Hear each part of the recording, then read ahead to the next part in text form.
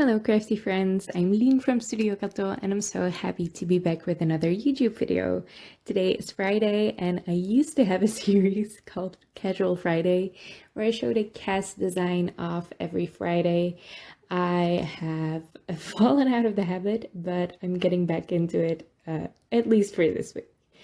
I finally ordered some Hello Bluebird stamps. I have had my eye on Hello Bluebird for ages now, and I saved up and placed a huge order. It's always difficult to order from the US with import duties. It definitely costs a lot more than it should, but I figured why not treat myself to some Hello Bluebird stamps.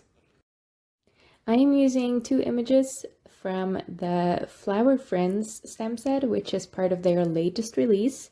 And I stamped those in My Favorite Things Extreme Black ink onto Clairefontaine DCP 250 GSM cardstock. Now, I had a very specific color palette in mind for this card. I really wanted to use this green cardstock, which is from Canson.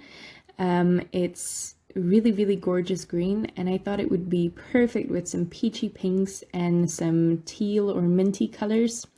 So I had a very specific color palette in mind, but my markers aren't super...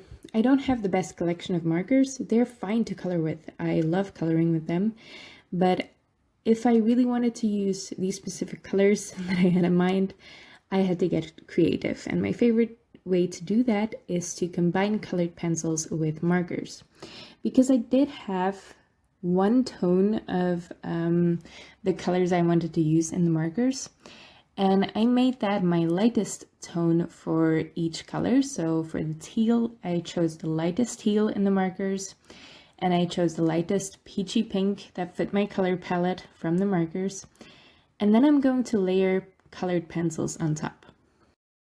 Now, the biggest difficulty with this is the paper, because for markers you need smooth cardstock, which I did use, and for colored pencils ideally you would use something with more grit and more tooth, so the pencil can actually hold on to the paper, or the paper can hold on to the pencil. But for this you just have to go really slowly with your colored pencils and not add a lot of pressure while adding your coloring, because as soon as you add pressure, you smooth that paper out even more, and then you can't layer more color on top of it. And you know, I love combining mediums like this. I love the fact that markers can lay down a really smooth color, and with colored pencils, it's really easy to shade because you can just add pressure for darker parts, or go really light on the pressure to fade it out into your lightest shade. So it's really easy to shade with colored pencils if you have a little bit of practice. But on the flip side, I find it a lot harder to shade with markers, because you need to have very specific marker colors, or you have to be very good at what you do, and I'm not very good at coloring with markers yet. And with colored pencils, it's really hard to lay down a smooth, flat color. So combining them gives you the best of both worlds. The other great thing about pencils is that you have a really fine point to work with. So you can really shade in a lot of details. Like the flowers, I could add shading to those with my colored pencils. I would have never been able to do that with markers. They're so tiny. Now I kept the stamps in my Misti so I could stamp it again, because you know, markers and colored pencils actually don't mix well with embossing powder, but I do love a black embossed outline.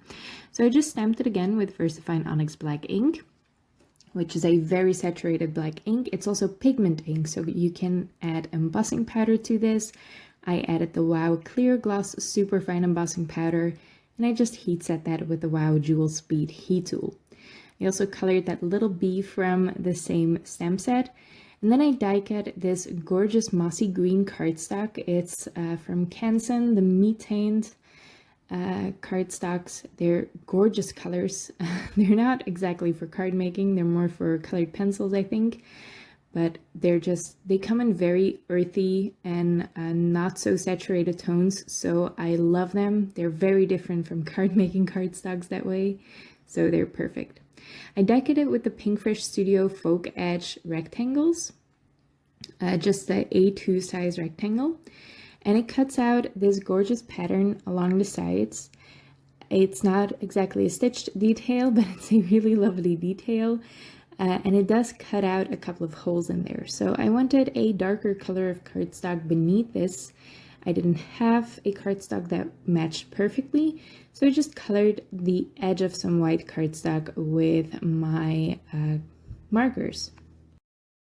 Now, I wanted this sentiment to be centered perfectly. It is not. It is very much not centered perfectly. I'm stamping in a Versamark ink. I am going to fix this though. I noticed that it was stamped very much off to the side, so I am going to fix it later, don't worry. I'm embossing it with Gold Rich Pale Embossing Powder by Wow. I'm just heat setting that, and then I am going to notice that it's very much not centered, but I am not going to throw this gorgeous piece of cardstock away. I am very stingy with my colored cardstock because I don't have that much of it. I am just starting to build the collection, so I'm just going to fix this, and it's really easy to do with a sentiment that is just a little off center. Now first I am going to add some detail for the bee. I wanted this to match the gold embossing powder, so I am using the needle from the Barely Art Precision Craft glue. This needle closes the tip of the glue, and I'm just adding some glue to where I want it's like a little flight trail, just a dashed line of where that bee is flying up of the flowers. I'm just adding that with the needle. And then I'm also adding a little heart that was in this stamp set, just with some Versamark ink. And I'm adding that to the side of the sentiment where there was too much space. So this evens out the sentiment a little bit, makes it a little bit more centered.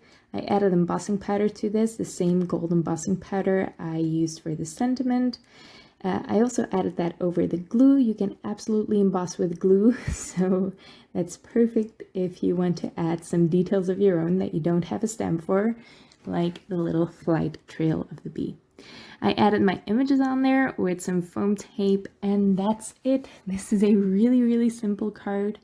I love the edging on this. It's perfect to use your folk edge dies or your fancy edge dies for cards like this, because it just adds that little fancy detail around the edge.